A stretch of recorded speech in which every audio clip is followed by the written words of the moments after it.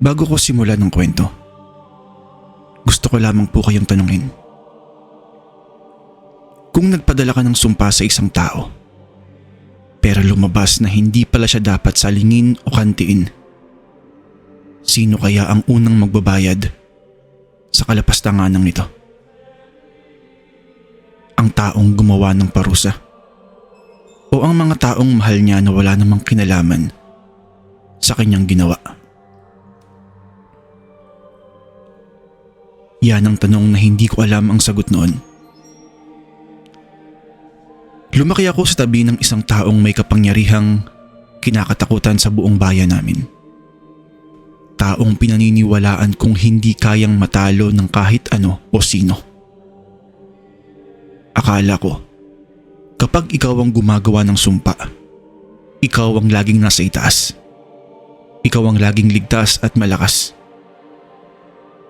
Hindi ko alam noon na may mga bagay na mas mataas at mas makapangyarihan pa pala.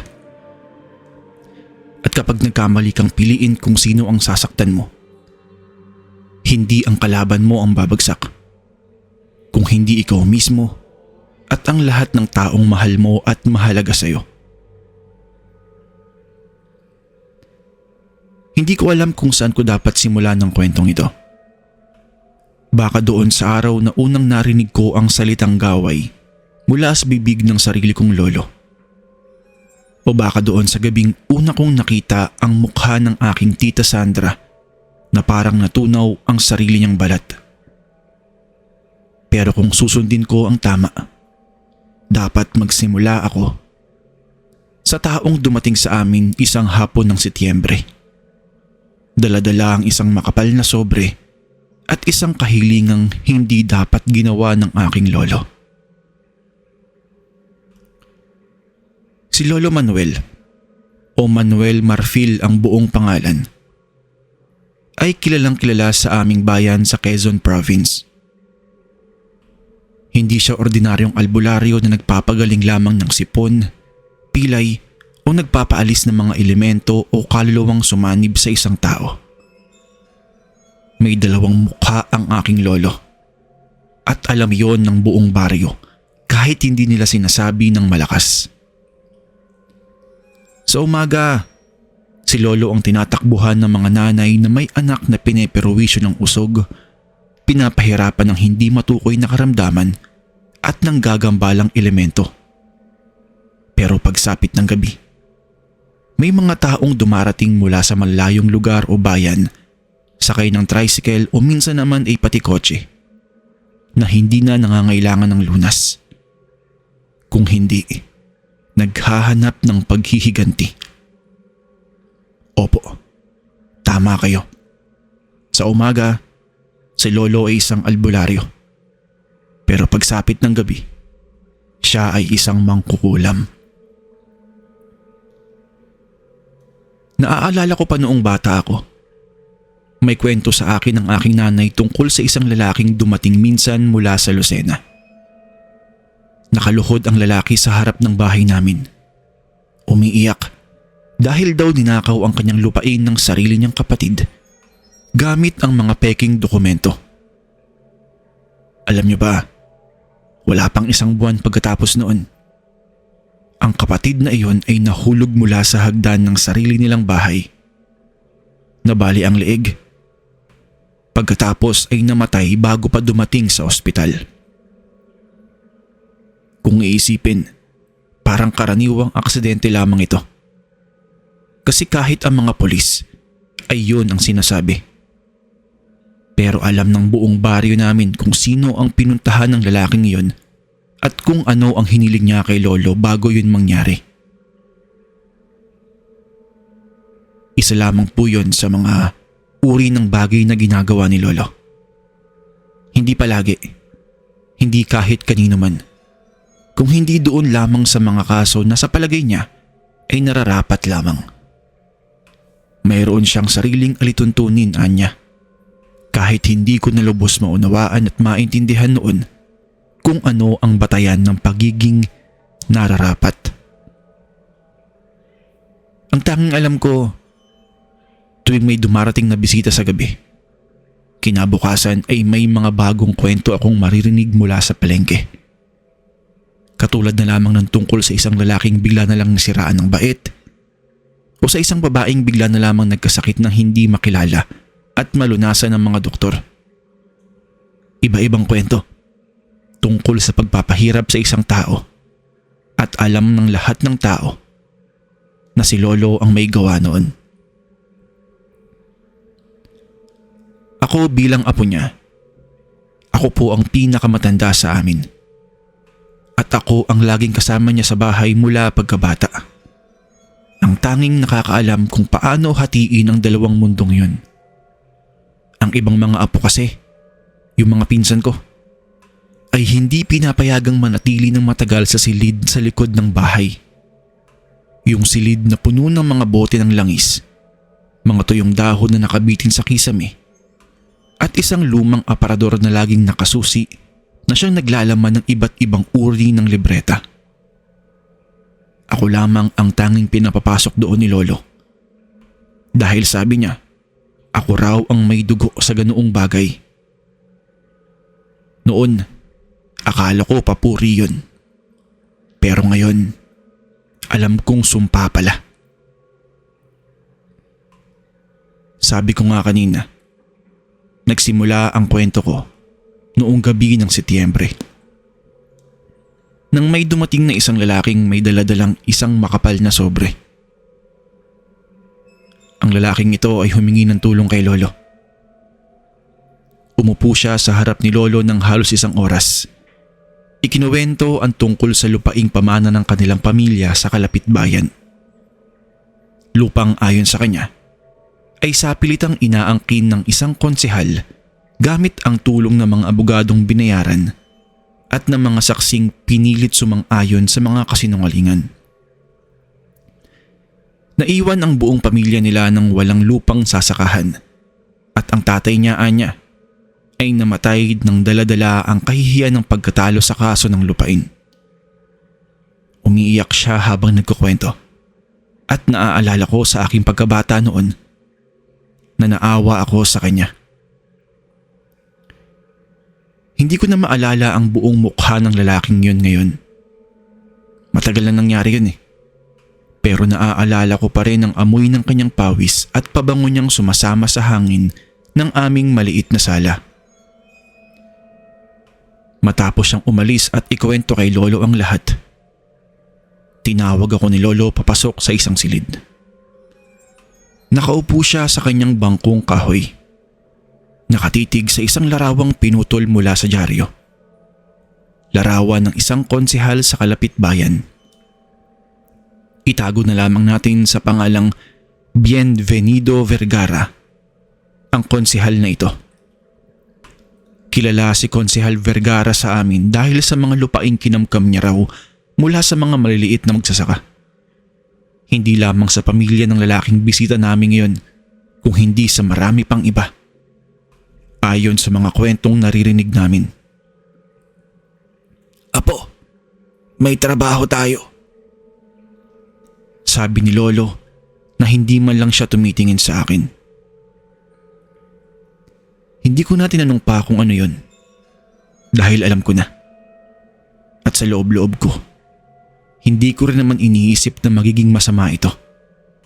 Dahil sa aming palagay, hindi ba't ang taong iyon ay may kasalanan naman talaga sa mga naaapi niya? Kaya nararapat lamang kay Konsehal Vergara na maparusahan. Bago pa man magsimula ang paghahanda at ang ritual ng orasyon, dumaan muna kami sa bahay ni Manang Corning. Si Manang Corning po ang matalik na kaibigan ni Lolo. At katulad ni Lolo, isa siyang albularya. Pumunta kami roon hindi para humingi ng tulong, kung hindi para lang sabi ni Lolo ay magpaalam sa matalik niyang kaibigan bago siya kumilos. Doon ko unang nakita ang mukha ni Manang Corning na naging seryoso. Nang malaman niya kung sino ang pupuntiryahin ni Lolo, biglang tumigil ang kami niya naglalagay ng bigas sa lalagyan. Tapos, tumingin siya kay Lolo ng diretsyo. Manuel, Huwag mo nang ituloy yan. Sabi ni Manang Corning. Mahinahon pero mabigat ang bawat salita. May pakiramdam ako doon sa mga Vergara na hindi mo dapat kalabanin. Ilang beses na akong nakarinig ng kwento tungkol sa pamilyang yon. Hindi mula sa mga kaaway nila, kung hindi mula sa mga taong sumubok manakit sa kanila noon at hindi na muling nakabalik pa sa dati. Manuel, hindi lahat ng masamang tao ay walang bantay, alam mo yan. At kapag pinilit mong salungatin ang batas na yon, ikaw mismo ang mapapahamak. Pero hindi na napigilan ng babala niya si Lolo. Naaalala ko pa ang sagot ni Lolo kay Manang Corning noon. Halos may lamang galit. Kung hindi ako kikilos, sino pa ang gagawa ng katarungan para sa mga taong tulad noong pumunta sa akin? Ilang beses ko nang nakita ang mga taong tulad ni Vergara. Umaasa lang sa pera at kapangyarihan nila, habang ang mga inaapi nila ay wala nang malapitan kung hindi ako. Tumayo siya at hindi na hinintay pang muling tumugon si Manang Corning sa kanya. Tapos sinabihan ako ni Lolo na uuwi na kami. Sinundan ko naman siya palabas ng bahay. At doon ko narinig ang huling sinabi ni Manang Corning sa likuran namin. Sana'y hindi ka magsisi sa gagawin mo, Manuel. Pero pagdating ng araw na yon, huwag mo sanang sabihin hindi kita binalaan, aking kaibigan. Ipapanalangin ko na lang na sana maging maayos ang gagawin mo. Kinabukasan, naghanda si Lolo. Wala siyang munting manikang tinutuhugan ng karayom gaya ng laging inaakala ng mga tao pag naririnig nila ang salitang kulam. Sabi niya, gawain lang yon ng mga hindi pa masyadong bihasa sa pangkukulam. Ang totoong gawain, anya, ay mas malalim, mas matagal at mas mapanganib. At hindi ito bagay na basta-basta ginagawa sa loob lamang ng isang gabi. Sa loob ng 3 araw, umikot si Lolo sa iba't ibang bahagi ng bayan.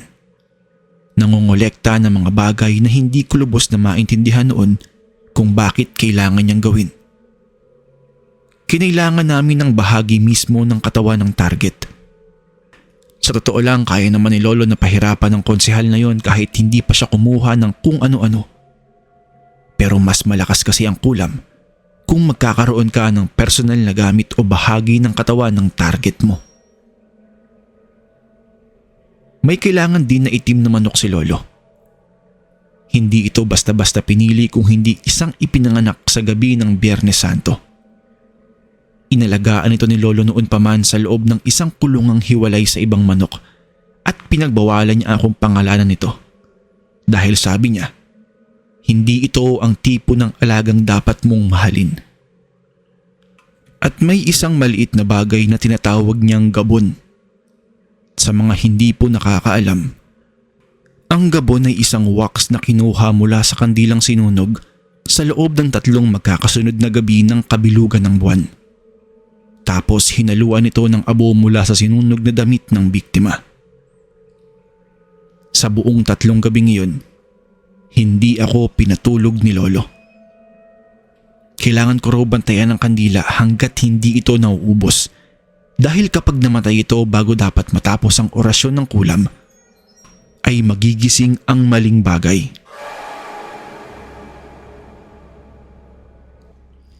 Sa ilalim ng malaking punong balete, sa likod ng bakura namin, puno na hindi kailanman pinuputulan ni Numan dahil alam ng lahat na nandoon na may nakatirang mga hindi nakikita. Doon ginanap ang ritual. Hating gabi, ang tanging ilaw lamang namin noon ay ang gabon ng kandila. Naaalala ko pa ang amoy noon. Hindi masangsang, kung hindi matamis. Halos parang bulaklak na naiwan sa init ng matagal. Isang amoy na sumusunod sa akin pauwi at hindi naalis kahit ilang beses ko nang nilabhan ang damit ko. Malamig ang gabi noon at ang mga dahon ng balete ay hindi gumagalaw kahit umiihip ang hangin. Parang biglang huminto ang buong paligid na para bang nakikinig at sinasaksihan ng orasyong ginagawa ni Lolo. Ilang sandali lamang, bumulong na si Lolo ng orasyon bilang panimula sa kanyang kulam. Pinaghalong Latin, Tagalog at mga salitang hindi ko maisip kung anong wika. Mga salitang lumalabas sa kanyang bibig ng sobrang bilis at halos hindi humihinga sa paghitan. Ilang sandali lang ay ibinuhos niya ang dugo ng manok sa paligid ng puno. 3 beses siyang lumakad paikot-ikot sa palibot nito at sa bawat pagkakataon may bagay siyang inililibing tulad ng buhok, kapiraso ng damit at sa huli ang larawan mismo ni Konsehal Vergara. Bago niya inilibing ang litrato ay binasa niya muna ito ng dugo. Sa ikatlong pagkakataon niyang paglibing, narinig ko ang isang mahinang panaghoy na parang galing sa loob mismo ng puno. Hindi ito tunog ng tao, hindi rin tunog ng hayop, kung hindi malalim na mga tunog ng mga nilalang na nakatira doon mismo. "Tabi-tabi po," bulong ni Lolo bago siya umupo. Tanda ito ng paggalang sa mga naninirahan doon sa puno bago siya humingi ng pabor. Pagkatapos, sinabi niya ang huling linya na hindi ko malilimutan. "Ibalik niyo sa kanya ang kanyang ginawa. Hayaan niyong siya ang bumagsak, tulad ng pagbagsak ng mga inapi niya." At doon nagtapos ang pangkukulam ni Lolo. May 1 hanggang 3 bagay pa na ginawa si Lolo para sa pagtatapos ng orasyon. Pero mas minabuti ko na pong hindi sabihin dito dahil baka makapag-anyaya pa tayo ng mga hindi dapat tawagin. At isa pa, baka gayahin pa ito ng ibang tao kapag nalaman nila ang buong hakbang ng pagsasagawa ng kulam. Pagkatapos ng orasyon ni Lolo, umuwi kami. Masaya akong natapos namin ang orasyon. Natulog akong walang kaalam-alam na iyon na pala ang huling gabing mararanasan namin ang normal na buhay. 7 araw pagkatapos noon, mayroong unang namatay sa amin. Ang unang namatay ay ang mga alagang baboy ni Lolo. Hindi na sana namin papansinin yon kung isang baboy lamang ang namatay. Kaso lahat ng 13 baboy ni Lolo ay pumanaw. Ang paraan ng pagkamatay nila ay kakaiba pa. Ang buong katawan nila ay nakabaligtad. Ang mga paa ay nakaunat pa itaas na para bang biglang tumigas habang tumatakbo. At ang bibig nila ay puno ng lupa. Hindi pagkain, kung hindi lupa lamang, na parang kinain nila ito ng buhay bago pa sila tuluyang namatay. Naisip namin na swine flu ito, kaya madaling namatay ang mga baboy. Hindi namin ito pinag-isipan ng masama. Dahil natural lang na magkaganon ng mga baboy, lalo na kung isang matinding virus ang tumama sa kanila. Kaso lang, pagkalipas ng 2 linggo simula nang mamatay ang mga baboy, hindi na lamang mga alaga ang naapektuhan. Dahil sa pagkakataong yun, si Tita Sandra, ang panganay na anak ni Lolo, ang sumunod. Nagsimula ito sa mga pantal sa balat niya. Hindi karaniwang pantal, kung hindi mga bilog na parang tatak ng nasunog. Pero walang init na dumadaloy sa mga ito. Lumalaki ang mga pantal araw-araw. Mula sa laki ng barya hanggang sa maging kasing laki na ito ng palad. At sa bawat gitna ng mga pantal, ay may parating lumilitaw na maliit na guhit na parang sulat. Hindi ko alam kung sino ang unang nakapansin. Pero pagsapit ng 10 araw, halatang halata na ang mga guhit na tumutubo sa mga pantal na iyon ay hugis titik. Mga letrang hindi namin mabasa kung ano. Para siyang Russian na may pagka-Arabic ang style na sulat. Dahil sa mga nangyari kay Tita Sandra, dinala namin siya sa ospital dahil kahit si Lolo ay walang makita sa katawan ni Tita. Wala daw bahid ng kulam o barak ang katawan niya. Kaso pagkarating namin sa ospital, walang nasabi ang mga doktor kung ano ito. Ang sabi lamang nila ay hindi nila ito makilalang uri ng sakit. At ilang beses silang nagpalit ng diagnosis. Allergy raw. Pagkatapos ay infection sa dugo. Pagkatapos ay hindi na nila sigurado. Sa loob ng 21 araw, tuluyang naubusan ng dugo si Tita Sandra mula sa mismong balat niya. Unti-unti, gabi-gabi, hanggang sa ang kanyang unan at kumot ay kailangan ng palitan araw-araw. Dahil sa mga nanang lumalabas at nagpuputukan mula sa kanyang mga pantal na sugat. Payat na siya sa huling linggo. Ang balat niya ay parang nakadikit na sa mismong buto niya, pero ang mga bilog na pantal ay lalong lumalaki na parang sila ang kumakain sa natitira niyang lakas. Nang huli ko siyang makita bago niya binigay ang huling hininga niya, ang kanyang mga matay puno ng dugo. Hindi lamang namumula kung hindi literal na puno, na parang kailanman ay hindi na muling makikita ang puti nito.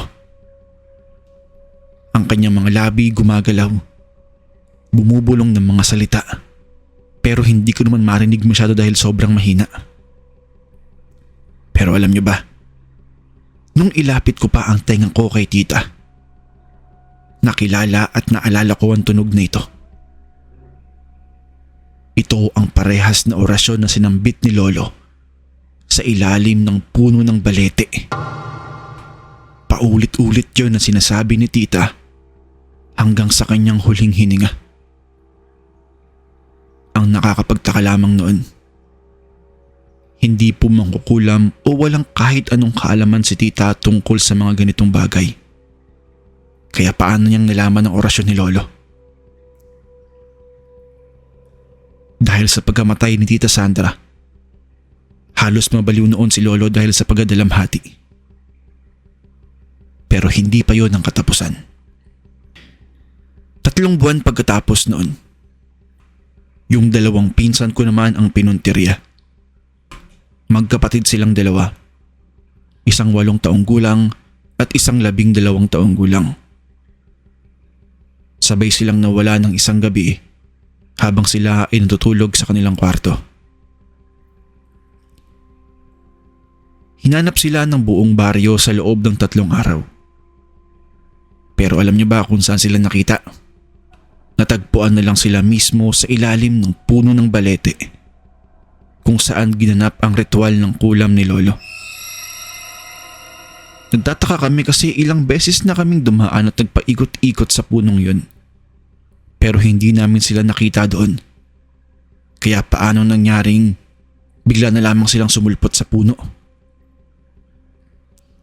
Nalungkot at nagluksa ang buong pamilya namin noon. Dahil yung magkapatid na nawala, pareho na silang patay.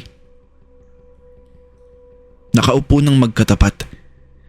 Ang kanilang mga mata ay bukas na bukas at sa palibot nila ay nakakalat ang mga dahon na tuyo at kulay itim. Wala silang sugat, walang marka ng kahit anong uri ng karahasan. Ang sabi ng mga gumawa ng autopsy, bigla na lamang daw tumigil ang puso nilang 2 sa parehong oras. Dahil doon ay walang malinaw na kasagutan kung ano talaga ang kinamatay ng 2. Sa oras na yon, nagsimula na akong makaramdam ng bagay na hindi maipaliwanag. Para bang may kung anong nilalang ang nakamasid sa bawat pagkilos ng pamilya namin. Sa gabi, naririnig ko ang mahihinang katok sa pader ng aking silid. Hindi mula sa labas kung hindi mula sa loob mismo ng pader. Na parang may nangangalmot sa kabilang panig. Dahan-dahan.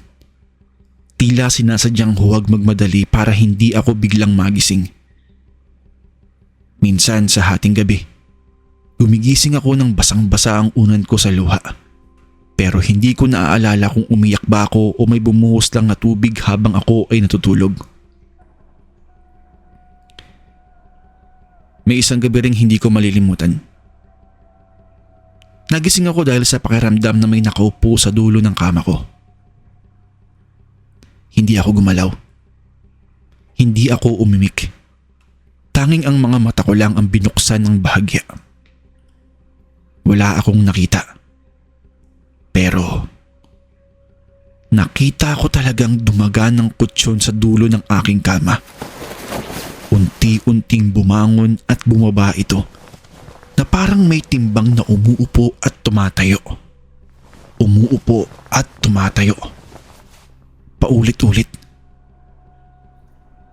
Tinakpan ko ang bibig ko upang hindi ako maglikha ng anumang ingay dahil hindi ko alam kung anong nilalang yon at kung ano ang kaya niyang gawin sa akin sakaling malaman niyang gising ako at nakikita ko ang ginagawa niya. Pagsapit ng kinabukasan, nagsumbong ako kay Lolo. Sa halip na aliwin ako, tumingin lang siya sa akin ng matagal at sinabing, "Apo, simula ngayon, huwag kang aalis sa kwarto mo pagkalampas ng 12:00 ng madaling araw. Kahit ano pang marinig mo, huwag kang lalabas." Hindi ko na siya kinwestiyon. Simula noon, gaano man ako katakot, nananatili ako sa loob ng aking silid. Nakatakip ng kumot ang aking buong katawan mula paa hanggang sa ulo. Nakikinig sa mga tunog sa labas na hindi ko maipaliwanag. Mga yabag na parang nagmumula sa maraming paa. Isang tinig na parang tumatawag sa pangalan ng mga taong patay na sa amin at ang paulit-ulit na panaghoy na unang narinig ko sa gabi ng ritual sa ilalim ng balete. Isang gabi, nakita ko si Lolo sa labas ng kanyang silid. Nakatayo sa dilim. Ang mga matay nakadilat pero parang walang laman. Tinawag ko siya pero hindi siya sumagot. Sa halip, umungol siya ng mahina. Parang ayaw niyang gumising ang ibang tao sa bahay. At sinabi niya ang isang bagay na hanggang ngayon ay hindi ko malimutan. "Mali ang aking napili, Apo. Hindi natin dapat hinipo ang taong yon. May bantay silang mas matanda at mas malakas pa sa akin."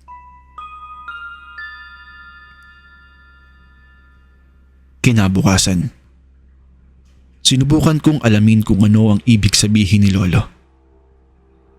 Pumunta ulit ako kay Manang Corning.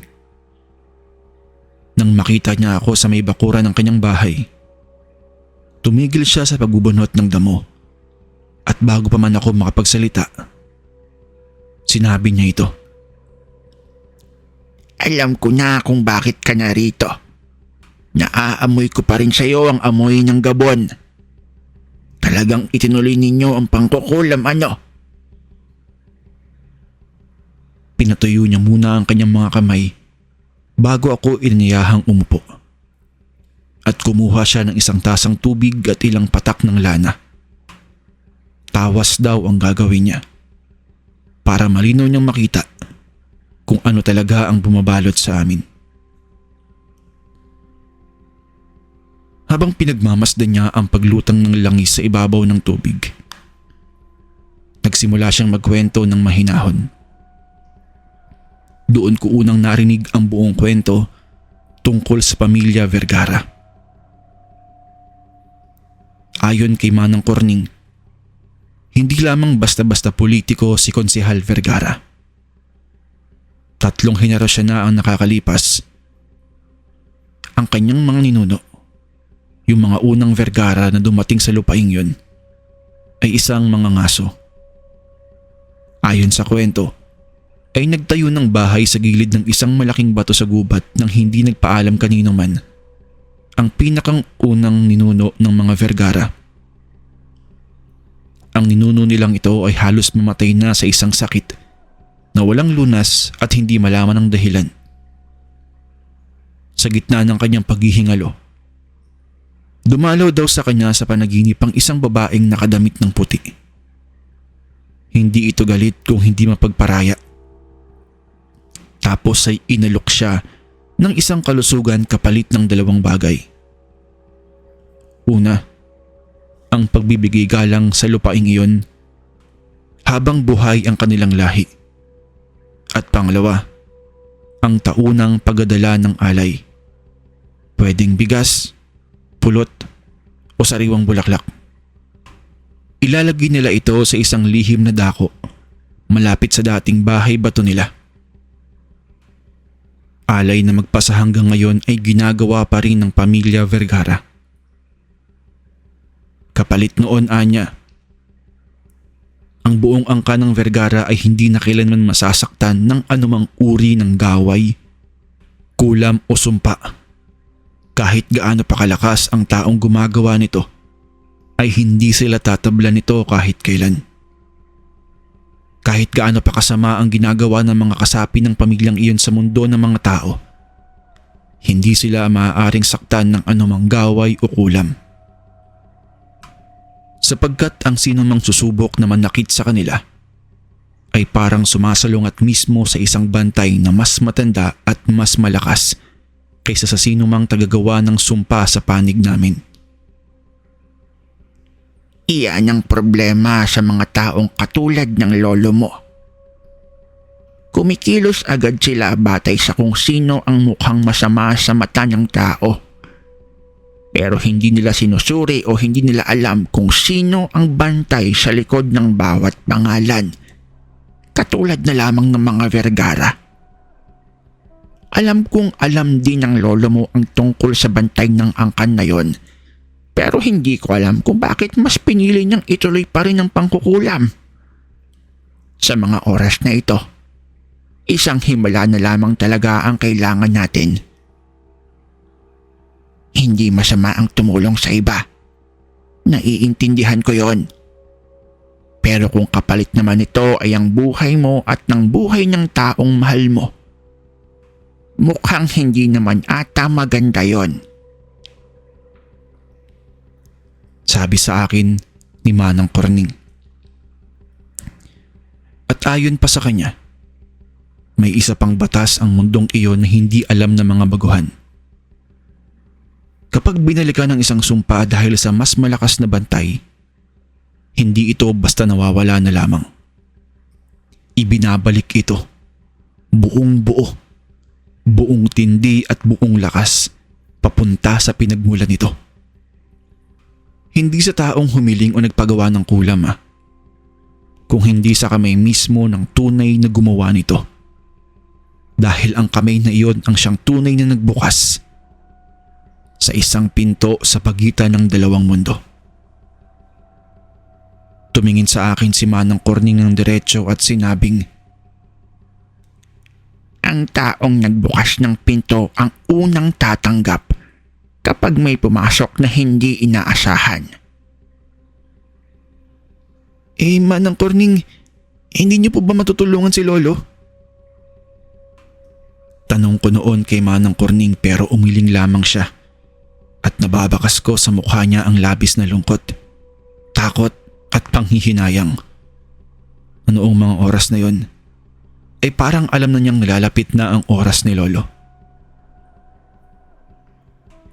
Hindi ko na siya muling pinilit pa na tulungan si Lolo. Tumayo na lamang ako at akmang aalis na. Pero bago pa man ako makaalis ng bahay niya, ay hinawakan ni Manang Corning ang aking braso. Sandali lang, Apo. Hindi kita hahayaang mag-isa doon. Sasama ako sa'yo. Bahala na. Umuwi kami ng sabay. Dala-dala ang bigat ng katotohanang narinig ko lamang sa kanya. Nang makarating kami, nakita namin si Lolo na nakaupo sa kanyang silid. Ang aparador na dati laging nakasusi ay bukas na ngayon. Ang lahat ng laman nito ay nakakalat sa sahig. Tapos hawak ni Lolo ang parehong larawan ni Konsehal Vergara. Pero sa pagkakataong yon ay nasusunog na ang bawat gilid nito. Hindi ka dapat narito, Corning. Alam mo na kung ano ang mangyayari sa gabing ito. Ito ang kabayaran ng hindi ko pakikinig sa iyo. Sabi ni Lolo na hindi man lang tumitingin sa amin. Kaya nga ako narito. Narito ako para tulungan kita, kaibigan. Sagot niya. At pumasok agad siya sa silid nang hindi na hinihintay ang pahintulot ni Lolo. Naglabas siya ng maliit na bag na dala niya sa buong biyahe. Mga sangkap na hindi ko alam ang pangalan. Isang boteng may tubig na nabendisyonan at isa pang piraso ng puting tela na kanyang inilatag sa sahig sa harap ni Lolo. Nagsindi siya ng puting kandila at nagsimulang bumulong ng orasyon. Sa unang ilang minuto, nakaramdam ako ng pag-asa. Nakikita ko kasing gumiginhawa ang paghinga ni Lolo. Pero pagkatapos ng ikatlong pagsambit ni Manang Corning ng orasyon niya, biglang namatay ang puting kandila. Hindi dahil sa lakas ng hangin, dahil walang bukas na bintana o pinto sa silid kung nasaan kami. Kung hindi parang mismong hinipan nito mula sa loob. Sumigaw si Manang Corning at bumagsak pabalik. Ang kanyang kamay ay biglang namula na parang may sumunog dito kahit hindi naman ito humipo sa apoy. Tama na, Corning. Tama na. Sabi ni Lolo. Humihingal na siya noong mga oras na yun at sa unang pagkakataon ay parang siya mismo ang natatakot. Huwag mo na yang ipagpatuloy, kaibigan ko. Hindi na kayang bawiin pa ang nasingil na. Nakumpleto na ang lahat noong gabing iyon sa ilalim ng balete. Hindi na makakalabas ang kamay ko sa pintuang binuksan ko mismo. Pero sadyang matigas ang ulo ni Manang Corning. Hindi siya nakinig kay Lolo. Sinubukan pa rin niya. Kahit nanginginig na ang buo niyang katawan, kahit dumudugo na ang kamay niya.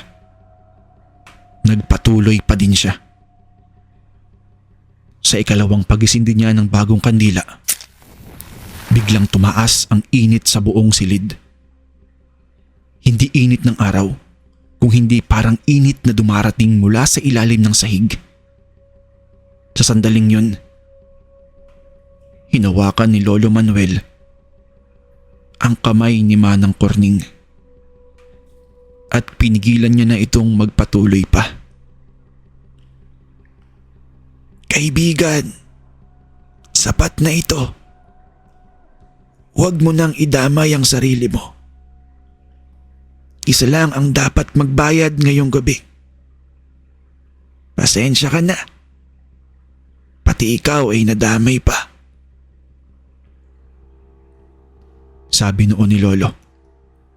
Mahina pero determinado. Umiyak si Manang Corning. At sa unang pagkakataong nakita ko siya, wala na siyang masabi pa. Kinuha niya ang kanyang mga gamit at hiniling sa akin na samahan siya papalabas ng silid. Hindi dahil sumuko siya, kung hindi dahil mismong si Lolo ang nagpumilit na huwag na siyang tulungan pa. Hindi na kami nag-usap ng matagal ni Lolo pagkatapos noon. Ang sabi lang niya sa akin, Apo, simula ngayon ay ikaw na ang bahala. Alam mo na. Tapos, pagkarinig ko nito, tumango na lamang ako sa kanya. Hiniling niya sa akin ang isang huling bagay na huwag ko na siyang subukang tulungan. Kahit anong mangyari sa gabing iyon, sinabi niyang wala na siyang magagawa. Ang tanging paraan para matigil ang lahat ay kung siya mismo ang magbabayad sa halagang dapat sana'y binayaran ng ibang tao. Siya na lamang ang mag-asakripisyo ng buhay kaysa naman sa madamay kami. Hindi ko alam kung ano ang eksaktong nangyari ng gabing iyon dahil sumunod ako sa kanyang bilin. Nanatili kami ni Manang Corning sa isang silid. Nakapikit, nakikinig sa mga tunog na dumarating mula sa kwarto niya. Naririnig ko pa rin ang unti-unting paghina ng kanyang paghinga. Ang tunog ng papel na nasusunog. At sa huli, isang mahabang katahimikan na mas malakas kaysa sa anumang sigaw. Kinabukasan, natagpuan namin siyang patay sa kanyang silid. Nakaupo pa rin sa parehong bangkong kahoy. Wala siyang sugat, pero ang kanyang mga mata nakabukas pa rin. Hindi tumitingin sa kawalan kung hindi tumitingin ang mga ito sa larawang sunog na nakapatong sa kanyang kandungan. Inilibing namin ng tahimik si Lolo at hindi namin ipinaalam sa lahat o sa kahit kanino mang kapitbahay namin ang tunay na nangyari sa kanya. Mga piling tao lamang ang nakakaalam sa kung ano ang sinapit ni Lolo. Sobrang sakit lang isipin na sa isang maling desisyon ni Lolo, namatay siya at ang ilan pa naming mga kaanak. Hanggang ngayon po, buhay pa si Konsehal Vergara. Nanalo pa siya ulit noong huling eleksyon. Ako, hanggang ngayon ay hindi ko hinahawakan ang aparador na iniwan ni Lolo. Hindi ko na pinapasok ang silid na yon maliban kung kinakailangan. Kung tatanungin niyo ako kung maghihiganti ba ako laban sa pamilya Vergara, hindi na. Dahil unang-una, hindi ko na inaral ang lihim na karunungan ni Lolo. Pangalawa, wala akong sapat na kakayahan para labanan ng bantay ng pamilya Vergara. Si Lolo nga hindi nagawa eh. Ako pa kaya?